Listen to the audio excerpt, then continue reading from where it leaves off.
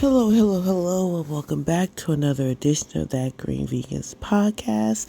I'm Kelly, and you may be thinking to yourself, why you sound like that? I'm going to tell you why, because this is you woke me up at 2 o'clock in the morning podcast. Let me tell you something.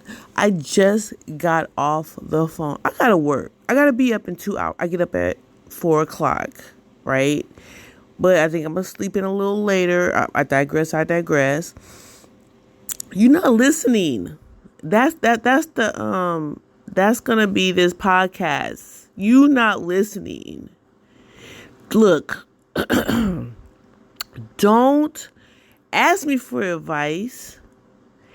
Then I tell you my advice, and then you do the opposite of that. And then when it don't work, you come back to me. That is draining. That's what it is. It's draining. Look, I'm gonna tell you this. I'm gonna tell you. I just did a podcast. Wait, hold on. Okay, I had to get some water. I did a podcast on scarcity, right? How scarcity is the key. Stop being so available. You know what I'm saying? Live your life. Like I said, I might be blocked. I'm getting my podcast. I'm getting my podcast confused, but let's take a little bit from everything, right? This is gonna be a what do you call a buffet? I might be blocked to somebody, right? Somebody might be at this very moment. Somebody may have blocked me. Do you think I know who blocked me? No. Do you think I care who blocked me? No. Okay, I'm going to give you an example because, I think analogies are really good and people can really learn from that, right? Okay, so I do stocks, right? When I first started doing stocks, oh my goodness, I would check my stocks like, I don't know, like twice a day. Just crazy, right? And the stock market is wild, crazy mad. So say I'm gonna make it okay, so say I have a stock and I have $100. I'm gonna use $100 because that's the easiest, Okay, so I invested in this stock. I put $100 in this stock. All right, it's $100. It's $100. All right, so then the next day, it is $100 and 50 cents. Ooh, I made 50 cents, right? I'm happy.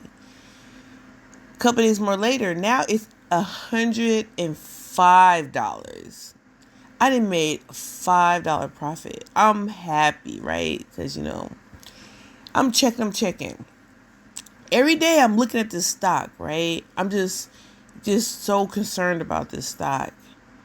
Well, one day I go and it's $95. Ooh, I lost $5, right? Then the next day, now it's $80.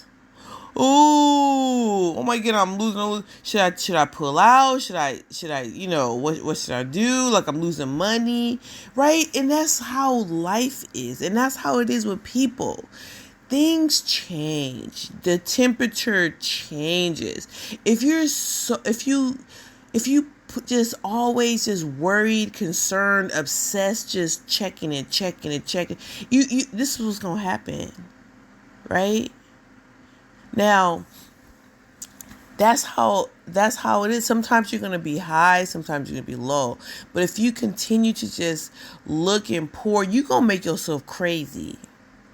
Because you're not going to get the same results. You're not going to always get up. It's just like when you have a situation where, you just make you feel good. Let's say the stock is a person, right? Oh, that person gonna make you feel good. Some days they gonna make you feel like shit. Then that's the days that you gonna be like $70 and you didn't lost, right? But I got my eye drops and I can't see. I digress. So anyway, now let's go back to the stock, right? And I'm gonna go back and forth. But if you just buy the stock, right? $100 you invested, whatever. Just leave it alone. You know that song by Michael Jackson, just leave it alone, leave me alone. That's how you have to be. You just gotta leave it alone and let it do what it do. Maybe check, I don't know, maybe once a month. So instead of like doing it every single day, so now let me tell you something. You'll check it. So now you got $100, right? And so you got this $100 stock, and then you wait a month. You check it after a month.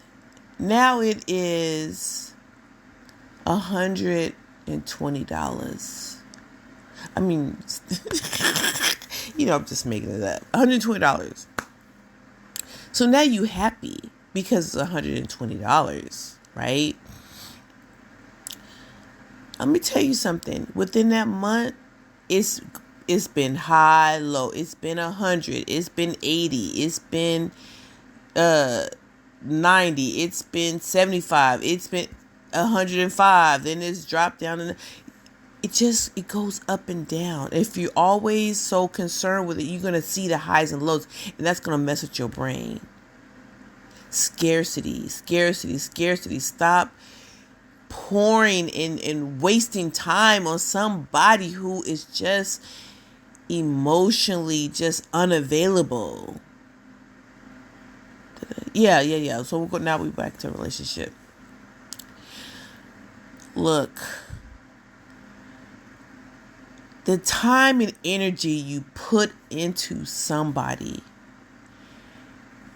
put that into yourself.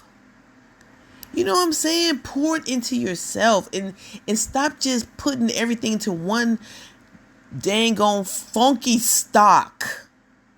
Right? Now, you might be thinking like, excuse me, Callie, but I'm married. Well, that's different. I'm not talking to you. But if you are, you can still get the same message. Just put your job. Let me tell you something. Let me give you another example. I was working for this job, right? OMG. I poured so much of myself into this stupid job. And I would say stupid because it was stupid. I was literally working 7 days a week because I would come on a weekend and work, right? I would come early. I would not take lunches. I would stay late. Just pour. You know what? And then one day I was at work, right? And they knew how I worked, and they knew my work ethic, like the people at B. So I was a director, and so my assistant director, she had a problem with me, right? Because, I guess the director before me, he was a jerk, and he was a pompous ass kind of thing. He was weird. Oh, let me tell you about this story real quick. This is good. All right. So I was working for this agency, right, in Sacramento. So I left the agency. Oh my God, this story. Oh my God, this is triggering. Should I? Okay, I'm gonna just give you the basics because this is a whole podcast within itself. But this particular, I moved. I'm gonna tell this story one day, the whole full in detail. But I was working in SAC. I left. I moved out to Tracy, right? So I'm staying with family in Tracy, whatever. And something happened. So now I just, you know, I'm not working. I'm unemployed, right? And I had a savings. So, I had a savings, but I was living on my savings because in California, I think it's everywhere. I didn't get fired. I left. And so when you leave a job, you can't get unemployment. I think sometimes you can, but anyway, I wasn't getting unemployment. And so I put all my stuff in storage. So I'm at my storage, right? Or maybe I wasn't at my storage. Well, anyway, I don't remember. But anyway, I get a phone call from my old job, and it's the head of us of human resources, and she goes, "Hey Kelly, how's everything going?" And I said, "It's going good." And she said, "Are you working?" And I said, "No." And I said, "How do you know I'm not working?" She said, "Oh, I wasn't sure." She said, "But I was thinking about you." I said, "Oh yeah?" She goes, "Yeah." She said, "They have a position open at this place, a director position open at this place." And I said, "Oh really?" She said, "Yeah." And then I said, "How you know?" She said, "Because we just hired the director from there, right?" And I said, "Oh yeah?" She said, "Yeah." She said, "They don't know that." They don't know that he's leaving, but I wanted to tell you. I said, "Okay, cool, cool, cool." So then I call the head, oh God, what do they call it? District, the district manager. And I introduced myself, and I said, "Yeah, I was calling to see about the position, at this place, the director position." She said, "How do you know about it? I haven't even posted it." And then I told her, I said, "Well, in all transparency, my old job that I left called me, the director of human resources called me to tell me that, they hired your person." She said, "What?" She said, "Wow." She said, "That actually speaks volume that you leave a job and they trying to get you a job." And then I said, "Well, that's just the kind of person I am." And she's like, "Can you come tomorrow for an interview?" And I said, "Yes." And then so she gave me all the directions. I don't know how it ended up. Maybe I had that conversation. I went to my storage. So I opened my storage, and this storage is like a 10 by 10. I tell you not. I came from a 3,200 square foot house, right? This is a long story, but anyway, so I had sold a bunch of stuff, but I still had this 10 by 10 packed from wall to ceiling, side to side. And I was just like, I didn't know where my my nice clothes, because like I said, I was staying with family, so I had very limited space. When I opened up the storage and I seen it, I just got discouraged, and I was like, I will never find it. And I mean, I guess I could have bought clothes, but it's just like, let me try to see if I can find it. All of a sudden, I put my hand out and I touched this box. And when I touched the box, I looked down and it had some kind of weird scribble on it. And some said, "Look in that box." Why, I tell you not. I looked in that box. It had all of my business suits in there, right? So I had my business suits, and I said, "Oh my goodness." First box I touched. It was crazy. So then I just said, "God, I need shoes." So it was weird, but I don't know, like I got up on this little stool thing and I looked over and there was my shoe. I had to go look over into it, but so here I am crawling to the storage. And it's so funny because I remember having storages in the past, and I would look and I see people digging and crawling, and I was that person. So it's like I never judge, because you never know. But anyway, found my shoes. So I'm happy because I literally spent less than 20 minutes and I got my outfit, my shoes. So I go, I get everything ready, and I make sure that I got me a really good, nice meal and get some sleep because I want to be ready. Get up. I was early. Like I said, and I had to go like hella far. Like I had to drive maybe 2 hours away, whatever, because that's where her office was. Anyway, I show up and beautiful. I mean, this place is beautiful, right? And I say, oh, and it was a director position for a school, and it was just really nice. So anyway, I go in, and I'm talking to her, right? And then I said, some told me like, you know what, you just need to be honest. So I just told her, I said, I ended up, out here because,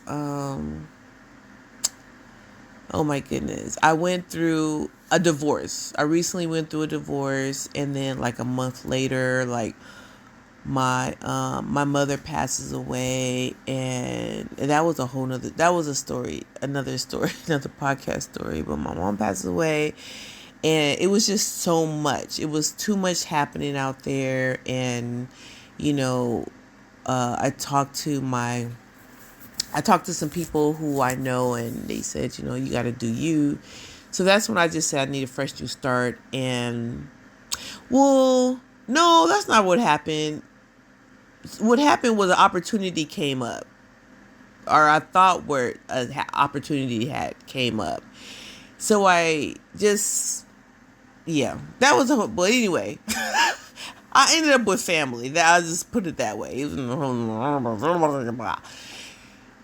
And I just told her everything. I literally poured my heart, and I just told her just word vomited all everything in my life, right?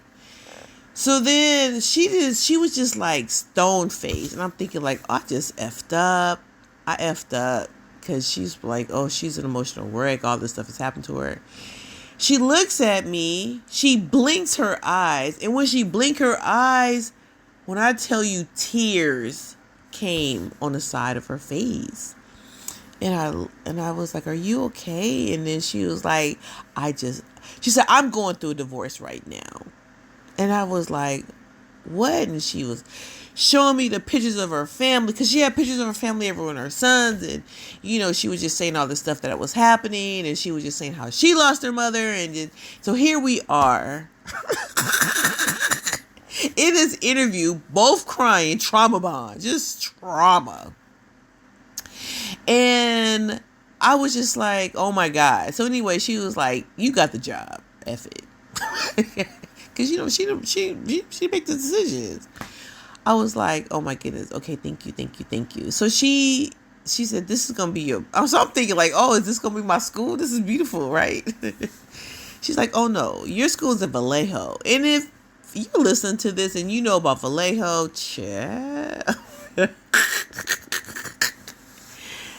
I go to this school in Vallejo, and there's no shade to people, because I know people that live in Vallejo, have family that live in Vallejo, but this school, it was like, okay, the Fresh Prince of Bel-Air. Okay, just think about that, how as a house, right? And that was the school that I had interviewed in. Now think of Good Times, all right? That's what my school was. It looked like Good Times compared to the House of Bel-Air. Oh my goodness. Okay. So anyway, I'm gonna wrap this up, but I'm just saying, oh my goodness gracious. This what I didn't with a 360. Let me tell you something. It's early in the morning. I gotta get up. My brain is all over the place. But what I want to say is like, don't ask for advice if you're not gonna take it. Basically. How did we started in Oakland, we ended up in Bakersfield. If you don't know, Google it. But anyway, either way, it's like you don't want to just you don't want to burn bridges, right? You want to have scarcity. You want to pour into yourself. Oh, that's what I was saying. That's what I was saying. I went through this whole entire thing because I wasn't worried. You know what I'm saying? You're going to get your blessings. I think that's what my point is. You're going to get your blessings. Stop focusing. When I was living with family, I wasn't worrying and just tripping. I have faith. My faith is strong, super strong. And I have faith that everything was going to be good. And it is good. And when you don't have faith and you worrying about another person and or a situation, whatever, that means you don't have faith. You don't. You gotta have faith.